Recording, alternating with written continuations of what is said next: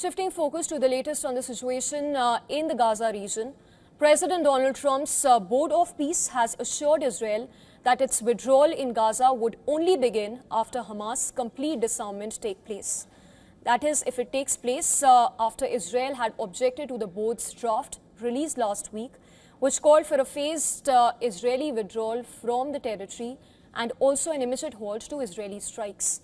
Trump had hailed the agreement by Hamas to hand over weapons to a nascent Palestinian governing committee, calling it a major milestone.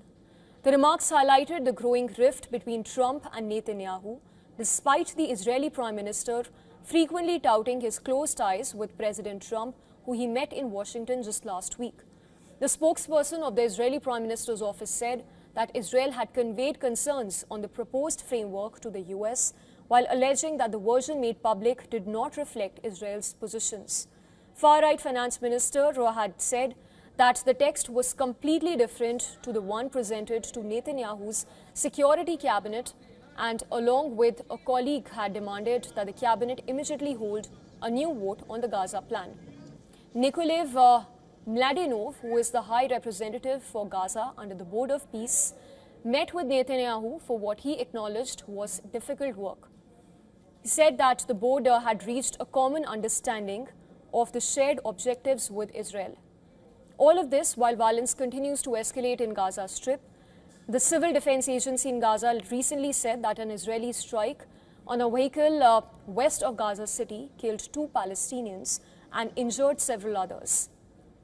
The Israeli military said that the strike targeted 2 militants. In fact, a day prior to that, a day earlier, at least 19 Palestinians, including women and children, were killed in a series of strikes carried out by Israel across the Gaza Strip, according to Palestinian officials.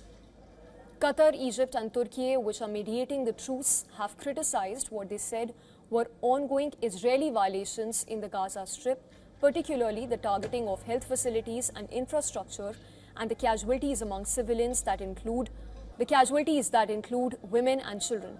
According to UN estimates, July was actually the deadliest month in Gaza as Israel ramped up its airstrikes. The Ministry of Health reported that more than 150 fatalities, including dozens of civilians, were documented in July, the highest reported monthly death toll since the beginning of the year.